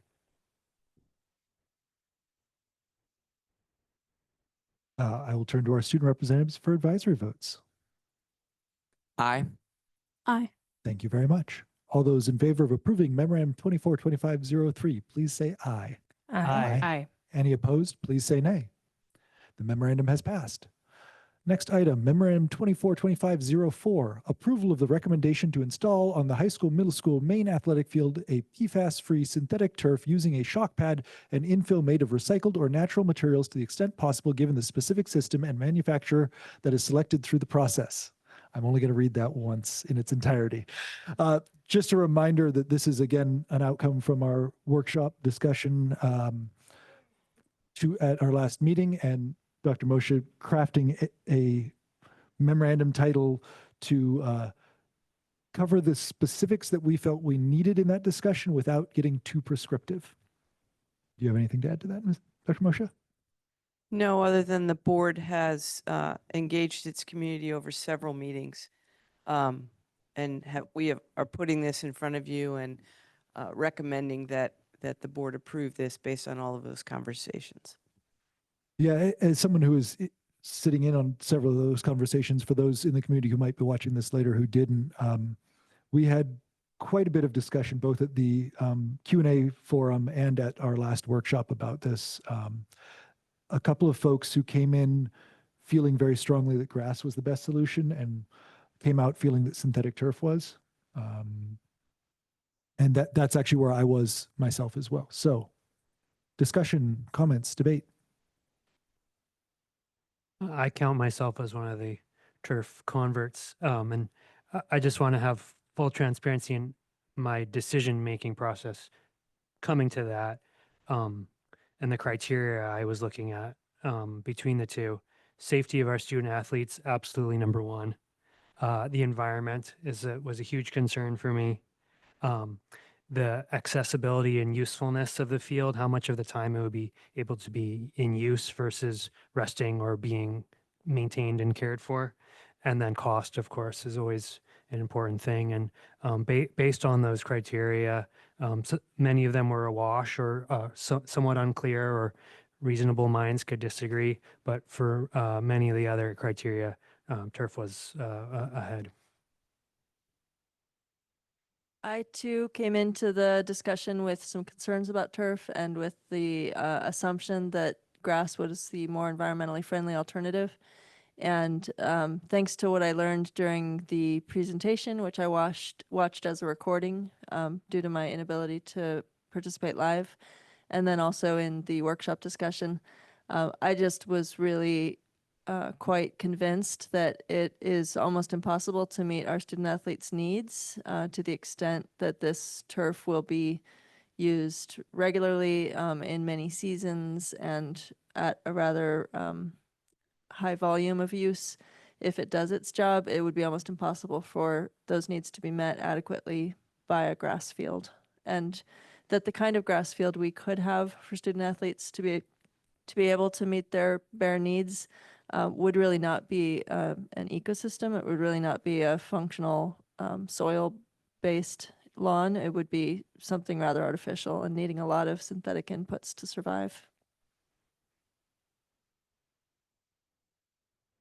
So speaking of our student athletes, I want to thank those who came out to the workshop and expressed their concerns and preferences. That was an important part of my decision process as well. Student representatives, could we have your advisory votes? Aye. Aye. Thank you very much. All those in favor of approving memorandum 2425-04, please say aye. Aye. Any opposed, please say nay. The memorandum has passed. Memorandum 2425-05, approval of update to South Woodbury School District Policy 6890, State Environmental Policy Act compliance. Can I turn this over to Director Downs or Dr. Moshe for a brief overview?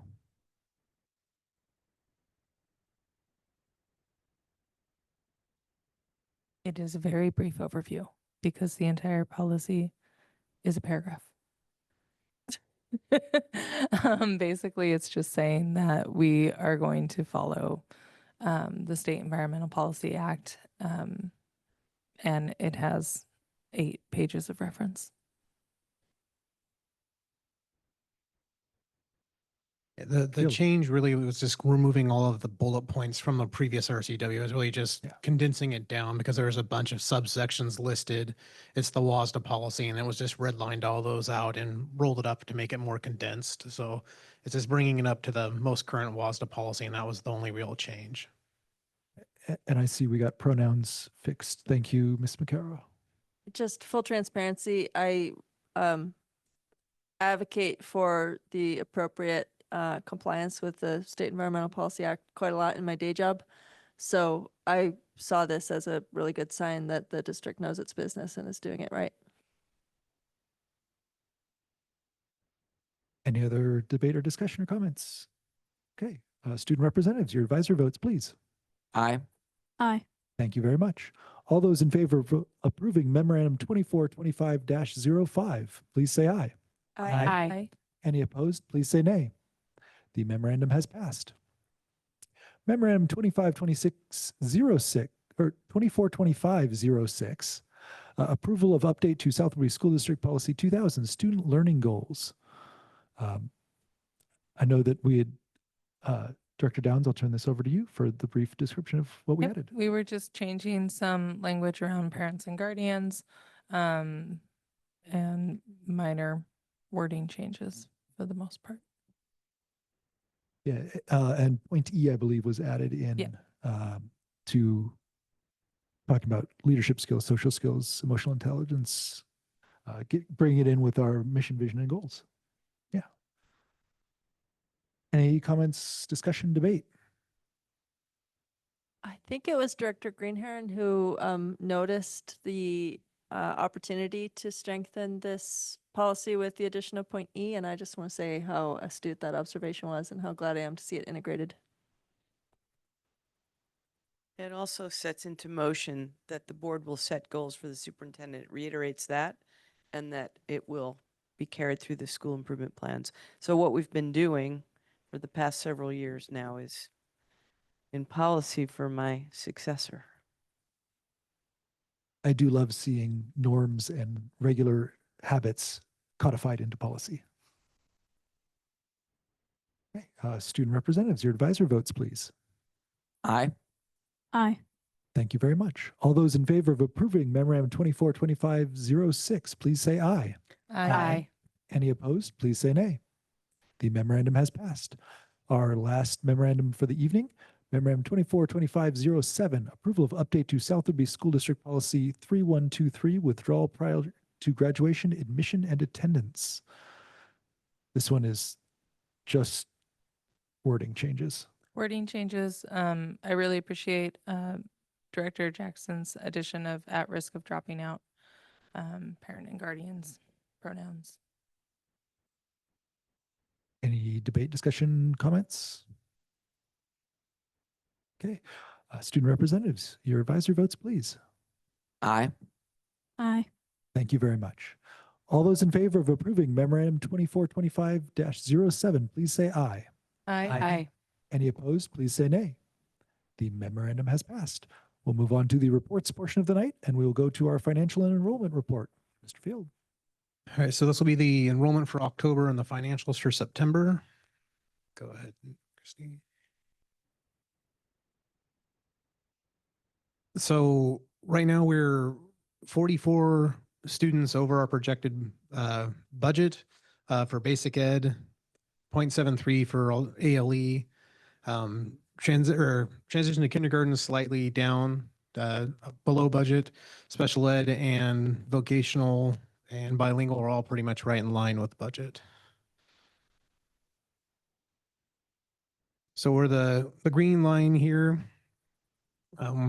higher than last year, which is the red line, much like we just discussed, but this is the trend, first time in a long time that we've been higher than the prior year at this time. We'll get into that a little bit more here on the next slide. So this is, the green line is the current period and the red line's last year, and you can just see we continue to stack along. It's the same information in a different format. The next slide is the one I was referring to. So this is where you can kind of start seeing where we're picking up students. If you follow the data diagonally and up, you'll follow the cohort classes through, and it's third and fourth grade. We're picking up quite a few students, and between fourth and fifth, you can see quite a few students, 9 there. And when we went back through, we started looking into where the students were coming from. And we're getting a number of students from our local private schools around us. We've seen an influx compared to prior years. We've picked up more there than we have in the past. We still get students coming on island and leaving island. So there's just a big in and out wash that you see. But compared to prior years, we've picked up more students from our local private schools than we've had in the past. And that's making up a large portion of the influx that we haven't seen historically in a while. And there is other out of state, there's quite a few more of those that we've seen, and return from homeschool or areas where we're seeing a change from history of students coming back to our program. Fantastic to see some improvement on one or two of those challenges that were presented to us by HYA. So that's fantastic. So, Paul, if I'm looking at your chart correctly on slide 4, we are pretty much at this point kind of back to 22-23 enrollment numbers. Close, yeah. If we go back to the line chart here, so 22-23 is the gray line. So yeah, we're just below 22-23. So kind of trending in that line there. Yes, it is a pretty significant increase. It's always a wonder why students return to us at that rate from a local private school. So hopefully it'll hold. But certainly the homeschool students returning, and to be 24 students over the prior year, the first time in 24 years. I mean, it's pretty significant if it holds. And so then the other key that when you think about that is when we see we have 86 seniors leaving and 64 kindergartners coming in, that somewhere in the middle is where we've made up those other 40 students. And that's students coming to our program. That's the only way to explain it, because they're not first year students and matching the students that left. So that gap is being made up right there in the middle.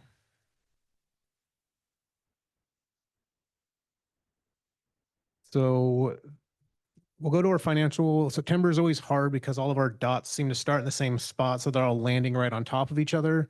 But 8.3% of the year, so we're below our revenue, or right at our revenue and right at our expenditures for the first month of the year, which is a good sign. This is with encumbrances, so we always encumbrance all our salary. That's why that middle line is at 97.4%, because we are encumbering the salary cost. It's a good sign that we're not over encumbered at the end of September, which means we've budgeted our staffing cost, which is our largest cost today, real close to where we're anticipated with budgets. So all good signs for the start of the year there. This is where I'm saying all of our beginning dots in September are just stacked right on top of each other because we're just historically spending the same starting year. We'll start seeing more activities. We get an October line. But everything's falling in just with what we expected last year and historical as well. Our fund balance percentage, 23.5% in September, very healthy, one of our strong points. And not much more to say about that. This is the required report, the budget status report is required by RCW to present. Just kind of shows where we're at, the graphs, everything displayed a little better. This is just the hard numbers. Our other funds here, see the capital fund, the $32 million is because of the bond sale. The debt service fund was 0, but then we got money when we sold the bond to help with the initial payment. And then ASB had a slow spin in September, but it's starting to pick up. And we've been working with, I've been working with the ASB treasurer to develop a report. I believe they're going to be coming at our next board meeting to present the ASB first little report of the year. So I've been working with Miss Elsa on that. So yeah, we'll look forward to that. And then private purpose trust is just our scholarship fund. So with that, if we have any questions, I'm happy to field them. Paul, just one real quick question. I noticed that we spent a little bit of our fund balance and not a whole lot of it, but where would I go in your report to see what it was spent towards? Knowing that we're anticipating spending it down. When you say we spent our fund balance, where are you? Well, it looks like it went down by like 15,000 or so. So beginning fund balance 5340, total ending fund balance 5328. Oh, so that would just be so in that column above, we have our collections for the month. Uh-huh. And then you have your programs expenditures below. So that the difference with that is what brought down fund balance. Gotcha. So that's just every month, fund balance changes every single month based on our net position for the month, revenue less expenditure. So if we have a positive month, it'll jump way up. So at the end of October, you'll see it go up because we'll have our October collection. We'll have more revenue than expenditures in that period. So fund balance changes constantly. It's the balancing portion of the balance sheet. Gotcha. Okay. Thank you. Just continued thanks for careful and cautious care of our revenues and expenditures. And on a personal note, thank you for stepping in and making this a seamless transition. You've got big shoes to fill and you're filling them. Yeah, kind of. Yeah, I appreciate that. Thank you. It's kind of a sad state of affairs that we're such a marvel to be a district that is financially stable and solvent and in a position to make prudent use of its funds. It's really kind of sad statewide and nationwide that more districts can't say that. But thank you so much for the skillful leadership to be able to pick up the baton that you picked up from the fellow you grabbed it from and run with it so skillfully is very, very impressive because I, for one, didn't think Dan could be matched, but you're doing a pretty darn good job.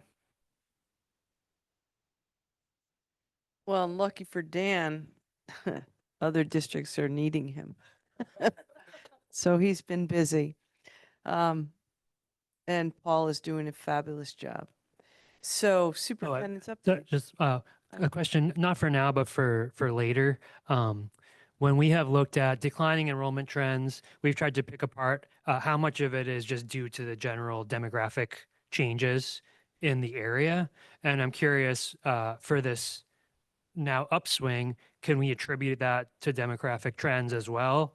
Or is it due to just a larger percentage of the school-age children being enrolled in the district? Obviously, I don't know if you can answer that right now or if something we need to see like census data or something else that you don't have yet. So we did a brief review of our entrance and exit information to see students who left and mainly more students who came to the district than students than left. And what we were seeing is when I was talking about picking up those students in the middle of the grade bands was students coming from other local programs to South Whidbey. So I don't know that it's a big demographic shift other than more of a choice of students that already live on the South End choosing to come into South Whidbey. That's just very preliminary, quick review of the entrance data from, I think I looked from July to October 18th when I got the report. To get more into that, I would need to spend more time with our registrars who are much more skilled at running our student information system to see down to the nails of who went where. But we did a cursory look basically the last couple of days trying to put together where did the influx come from. And when we started seeing where the kids were, the grade bands were increasing, and then seeing the description of where they came from, it mostly appeared that it was students already living on the South End choosing South Whidbey. Makes sense. Thank you. So just to add on to what Paul said, I wouldn't know the cause, but you could make a case for if it's expensive to go to private school, maybe they're coming back to public school. You could also make a case that they simply don't like the teacher in that grade level, so they're going to come here for a year.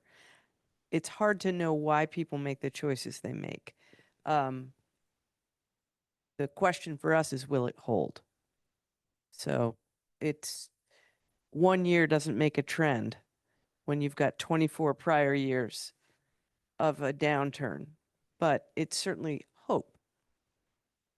Anecdotally, and I know we can't base anything on this, but I have heard from families who feel like the kind of programming that Ms. Richards was describing, you know, our farm program, our field trips, the things that are grant funded, the things that are district funded, the things that are levy funded, that that richness of elementary education has drawn some students that I know personally into this public education where it didn't feel like a viable choice for them a few years ago.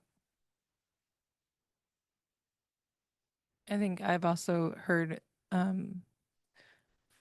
not trends or anything, but in individual conversations I've had, parents whose students are demonstrating higher levels of need, returning to the school, as oftentimes private schools or homeschooling can't support that level of need.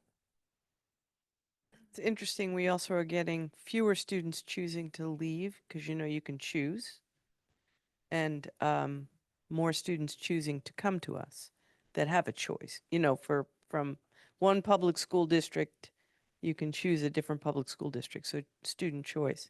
So we have it on a variety of levels. Private school students coming, homeschool students who decided to come back, school choice transfer students coming in.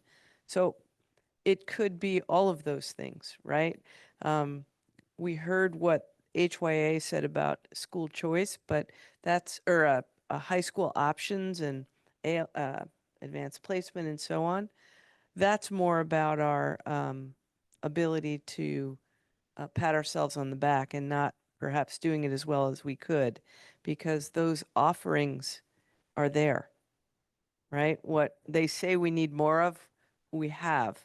And so it's interesting that folks just don't know that. But when they find out what's here, it seems like they're coming back.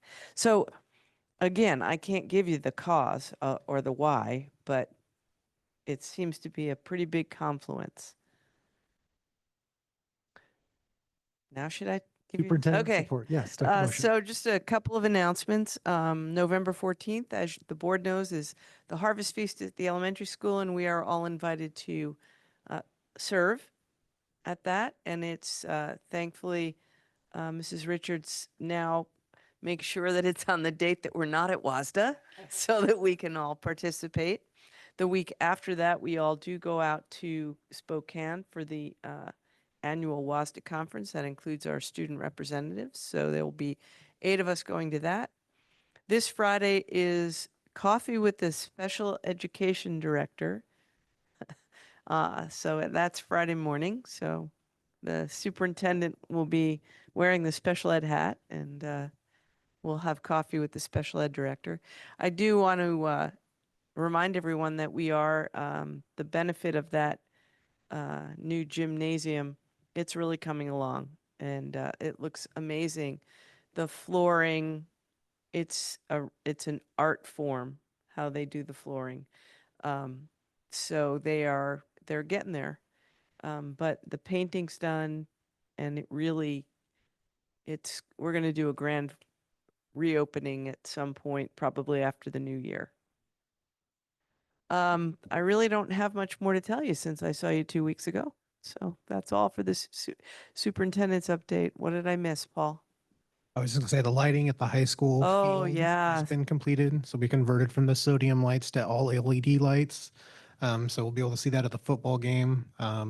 Hopefully they got the lights in the stadium itself addressed today. They're supposed to be finishing that up, but that project was buttoned up last couple days. Played the soccer game under it last night. It looked Looked very, like I was very daylight. good. I was at the soccer game last night and it was really cool. It was really cool to see the lights on.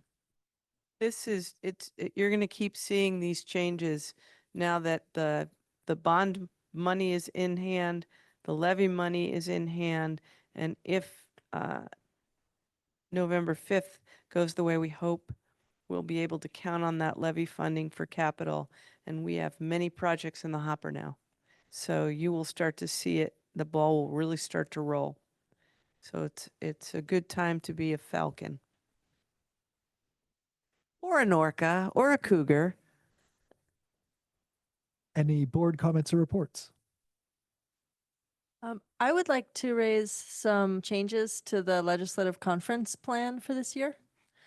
In past, we've attended the legislative conference, which has been simultaneous to a day on the Hill. So generally, WASDA, WASA, and WASBO bring us together to learn about how to advocate for our collective needs. And then after a day of learning, we go to a day of meeting with our elected officials in Olympia, except during the pandemic when it was remote. But it's generally making appointments for one-on-one time and or group time with our elected senators and representatives. This year, they've decided to take a different approach. I think perhaps they felt like, I'm extrapolating here I'm reading between the lines, but perhaps they felt like hitting their legislators over the head with 100 people in one day was less effective than coaching the people in advance of the session on how to be effective lobbyists, and then having the various districts go in and make appointments interspersed throughout the session to keep conveying those messages. So we do have the invitation to attend the legislative conference. It runs from 4 p.m. Saturday, January 11th through noon on January 12th in SeaTac. So I guess it's structured so that you head down, have a learning afternoon, have a overnight in the hotel, have a learning morning, and then come back again. The legislative session does not begin until January 13th, and it's a full-length session this time. It runs 105 days through to April 27th. And my suggestion would be that we consider attending the legislative conference with our student representatives, as we've done in past, that we all learn, or I should say any of us who have interest and ability to participate, learn as much as we can about how to effectively advocate. And then I'm more than happy to schedule visits with our legislators in Olympia. I personally would love to make at least one trip down on behalf of the school board. I think that I'll probably make an additional trip down on a different day for my professional activism. So I guess the question for consideration tonight and or in the days that follow is, are we interested in going to the legislative conference? And are we interested in going to one-on-ones in Olympia? So I don't know if we want to have that conversation right now, or if we want to just table it for being agendized at an upcoming meeting, or what's the bandwidth? I would like to suggest that those who are interested in partaking in either of those email you, and you let myself and Dr. Moshe know, and we'll get it on an agenda if we need to, or just schedule it. Right. And it probably doesn't really need to be agendized if we're only talking about who's going and how we get there. That's fully scheduling. Especially if it's one-way communication. Great. All right. I would love to receive emails from anyone interested in either the legislative conference or the visits to Olympia, or both. And please do hold up before sending those emails because we're specifically not supposed to be sending electronic communications during board meetings. Any other board reports or comments? Okay. Thank you very much. Good night. This meeting is adjourned.